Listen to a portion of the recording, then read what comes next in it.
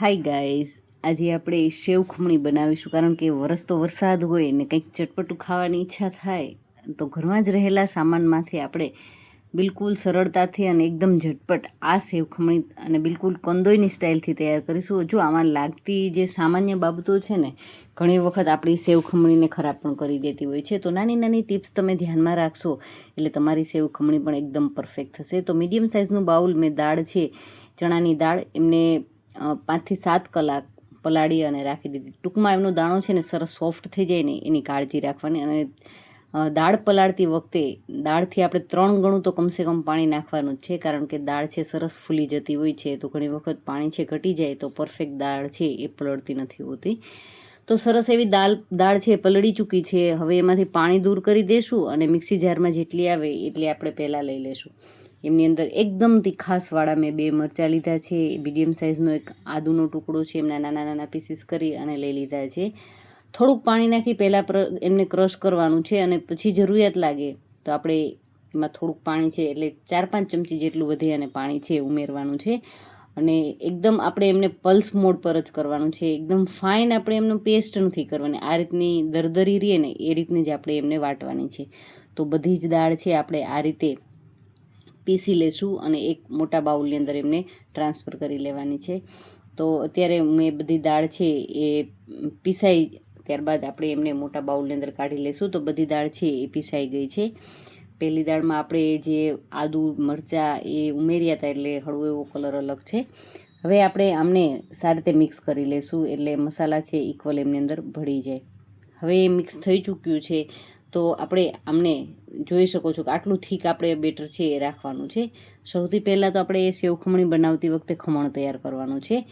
એટલે આ રીતની દાળ પીસી અને 10 મિનિટ માટે એમને રેસ્ટ માટે રાખી દઈશું. અને 10 મિનિટના સમય બાદ હવે આપણે એની અંદર મસાલાઓ કરી દઈએ. તો બસ મસાલાની અંદર સ્વાદ અનુસાર નિમક લેવાનું છે. અને ખમણ છે ને એ ખાટા મીઠા હોય છે એટલા માટે થઈ મેં 1.5 ચમચી જેટલો સાકરનો પાવડર લીધો છે, 1/2 ટીસ્પૂન જેટલા બેકિંગ સોડા લેશું અને 1/2 ટીસ્પૂન જેટલો હળદર પાવડર, અને 1 લીંબુ છે એમની અંદર સારી રીતે નીચવી દેવાનું છે. એટલે સરસ મજાની ખટાશ છે એ આવી જશે. અને તમારે સોડાની જગ્યાએ ઈનોનો ઉપયોગ કરવો હોય તો પણ તમે ચોક્કસથી કરી શકો છો.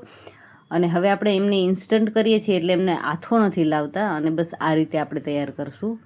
અને ટ્રેડિશનલ રીતની અંદર આથો લાવી અને કરતા હોય છે. અને 1 ચમચી જેટલું તેલ ઉમેરી દેશું અને બધું જ મિશ્રણ છે એકદમ સારી રીતે હલાવી અને મિક્સ કરી લેવાનું છે. સરસ એવું મિક્સ થઈ જાય ત્યારબાદ જ આપણે એમના ખમણ છે એ તૈયાર કરીશું. તો અત્યારે આપણું મિશ્રણ છે ખૂબ જ સરસ એવું મિક્સ થઈ ચૂક્યું છે.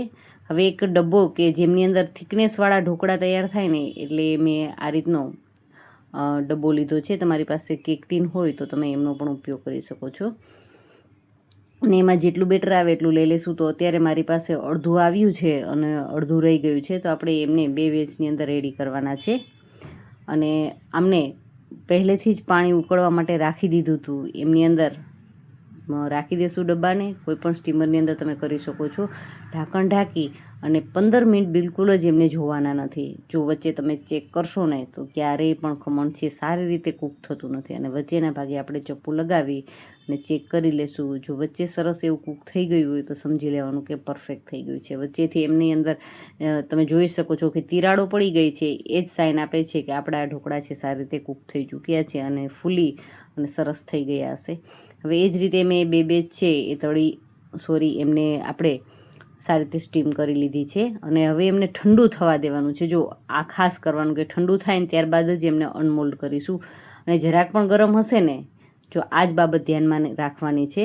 ખૂબ જ સરસ જાળીદાર થયા છે ઢોકળા, તમે જોઈ શકો છો. અને જો ઠંડા નહીં કરો ને અને સીધું જ એમનું ખમણ કરવાની કોશિશ કરશો ને તો પરફેક્ટ નહીં થાય, લોંદો થઈ જશે. હવે આપણે એમાંથી પીસ કરી લેશું જેથી કરી આપણે એમને ખમણ કરવામાં પણ આસાની રહે. અને એક આ મીડિયમ સાઇઝનો ટુકડો છે એમને સાઈડ પર રાખી દઈએ. આગળ આપણે એમનો સરસ મજાનો ઉપયોગ કરીશું. અને હવે આ રીતનું જે ગ્રેટર હોય કે જેમાં મીડિયમ સાઇઝનું ખમણ થતું હોય એ આપણે લઈ લઈશું. અને એમની અંદર આપણે ખમણ છે તૈયાર કરવાનું છે. તમે ઘઉં ચાળવાનું જે ચાણું હોય એમાં કરવું હોય તો એમાં પણ એકદમ સરસ થશે. અને આમાં કરશો તો પણ ખૂબ જ સરસ થશે. અને કદાચ આ કંઈ ન લેવું હોય અને હાથની મદદથી તમારે એમનેમ જ હાથથી તોડી અને કરવા હોય તો પણ કરી શકો છો. પણ એક વાતની ખાસ કાળજી રાખવાની કે ખમણને પરફેક્ટ ઠંડુ થવા દેવાનું છે, ત્યારબાદ જ આ પ્રોસેસ કરવાની છે. જો ગરમ ગરમ હશે અને કરશો તો બિલકુલ આ રીતનો એમના તમે જોઈ શકો હાથની મદદથી કરું છું તો પણ આસાનીથી એમના પીસીસ છે એમના એકદમ ઝીણો ઝીણો આપણે જે ભૂકો કરવો છે એ કરી શકીએ છીએ. હાથની મદદથી કરીએ તો એક છે કે એમનું ઇક્વલ નથી થતું ખમણ છે, અને જ્યારે ખમણીની મદદથી કરીશું તો એકદમ સરસ મજાનું એક સરખું થશે. એટલા માટે આપણે ખમણી અથવા તો ચાણાનો ઉપયોગ છે એ કરી શકીએ છીએ. અધરવાઇઝ તમે હાથની મદદથી પણ કરી શકો છો. હવે બધું જ ખમણ છે એ થઈ ચૂક્યું છે અને તમે જુઓ કેટલું સરસ છૂટું છૂટું તૈયાર થયું છે. તો જો ગરમ હશે અને કરશો તો એમનો લોંદો જ થવાનો છે. બિલકુલ જ આ રીતનું છૂટું છૂટું છે એ નહીં રહે. અને હવે આપણે એમની ચટણી તૈયાર કરી લઈએ. તો ચટણી છે એમની માટે થઈ મેં મીડિયમ સાઇઝના 2 મરચાં છે એ મીડિયમ તીખાસવાળા લીધા છે. તમે વધારે તીખું ખાતા હોય તો વધારે તીખાસવાળા મરચાં છે એ લઈ શકો છો. અને એમની અંદર આપણે થોડીક કોથમરી એડ કરી દઈશું અને સાથે સાથે જ આપણે જે ઢોકળું સાઈડમાં રાખ્યું હતું એમનું પીસીસ છે એ આમાં તોડી અને નાખી દઈશું.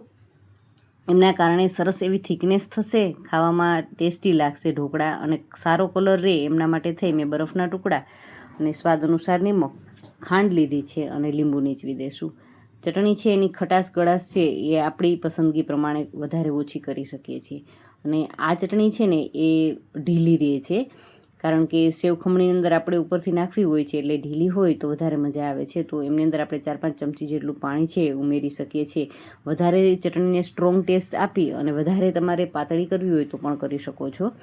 હવે આમની અંદર સેવ ખમણી છે તો સેવ તો આવવાની છે, તો નાયલોન સેવ મેં લીધી છે 1 બાઉલ ભરી અને સાથે સાથે કોથમરી લઈ લેશું અને એમનો વઘાર કરી લઈએ. તો વઘાર માટે 4-5 ચમચી તેલને સારી રીતે ગરમ કરી લેશું. એમની અંદર 1 ચમચી જેટલી રાઈ ઉમેરી દઈશું અને એકદમ તીખાસવાળું મેં 1 મરચું છે એમના ટુકડા કરી અને લીધા છે અને આમને આપણે સારી રીતે હલાવી લેશું. અને ત્યારબાદ એમની અંદર બીજી વસ્તુ એડ કરી દઈએ.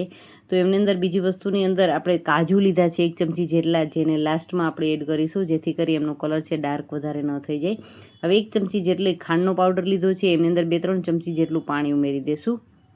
એકદમ સારી રીતે હલાવી મિક્સ કરી લેશું જેથી કરીને શું થાય કે ખાંડ છે સારી રીતે પીગળી જાય અને એમને આપણે તેલની અંદર એડ કરી દઈશું, આપણા વઘારની અંદર લઈ લેશું. હવે અડધું લીંબુ નીચવું છે, સરસ મજાની ખટાશ આવશે, ગળાશ આવશે એટલે ખાવામાં ખૂબ જ મજા આવશે. લાસ્ટમાં હિંગ એડ કરી છે અને બસ બધો જ વઘાર છે આપણી જે સેવ ખમણી તૈયાર છે એમની ઉપર રેડી દઈશું. તમે જોયું કે મોટું 1 બાઉલ થાય ને એટલો વઘાર છે, કારણ કે ખાંડ આવ્યું છે, ખાંડનું પાણી છે, લીંબુ છે, તેલ છે, બધું આવ્યું છે. છતાં પણ આપણી સેવ ખમણી તમે જોશો ને કે એકદમ સરસ છૂટી છૂટી જ રહેશે. બિલકુલ જ એમાં લિક્વિડ એટલું આવ્યું છે છતાંય તમે જોશો કે બિલકુલ જ એ ભીનાશવાળું નથી દેખાતું. સરસ મજાનું આપણે ચમચાથી હલાવીએ છીએ તો એકદમ સરસ એમનો દાણો દાણો છે, છૂટો છે, છતાંય ખાવામાં ખૂબ જ ટેસ્ટી, એકદમ ખાટું મીઠું કે જે ગુજરાતીઓનો ફેવરિટ ટેસ્ટ છે ને એવું સરસ મજાનું ટેસ્ટી આપણું સેવ ખમણ બની અને તૈયાર થઈ જશે. તો તમે એમને ગરમા ગરમ અથવા તો ઠંડુ પણ એટલું સરસ લાગશે. તમે ઠંડુ સર્વ કરો, ગરમ ગરમ સર્વ કરો અને સાથે સાથે ઉપરથી થોડીક સેવ ભભરાવી દઈશું, કોથમરી ભભરાવી દઈએ. જો તમારી પાસે દાડમના દાણા હોય તો ચોક્કસથી તમે એ પણ લઈ શકો છો. વધારે કોઈને કાજુ ભાવતા હોય તો એ પણ ઉમેરી શકો છો. શિંગદાણા ફ્રાય કરી મસાલાવાળા એ તમારે લેવા હોય તો પણ લઈ શકો છો. અને સાથે સાથે ડુંગળી લીધી છે, તીખા મરચાં લીધા છે અને આપણે તૈયાર કરેલી જે ગ્રીન ચટણી છે એ પણ લઈ લેશું અને ઉપરથી થોડીક સ્પ્રિંકલ પણ કરી દેશું. તો છે ને બનાવવું એકદમ આસાન. આપણી સેવ ખમણી છે બિલકુલ ઝડપથી તૈયાર થઈ જાય છે, કાંઈ ઝંઝટ નથી, કાંઈ અઘરું નથી. બસ ટ્રાય કરવાની જરૂર છે અને કીધી એ બધી નાની નાની બાબતો ધ્યાનમાં રાખવાની જરૂર છે એટલે એકદમ પરફેક્ટ સેવ ખમણી તમે પણ તૈયાર કરી શકશો. અને વિડીયો ગમ્યો હોય તો વિડીયોને લાઇક કરી અને ચેનલને ચોક્કસથી સબસ્ક્રાઈબ કરી લેજો. Thank you for watching this videos.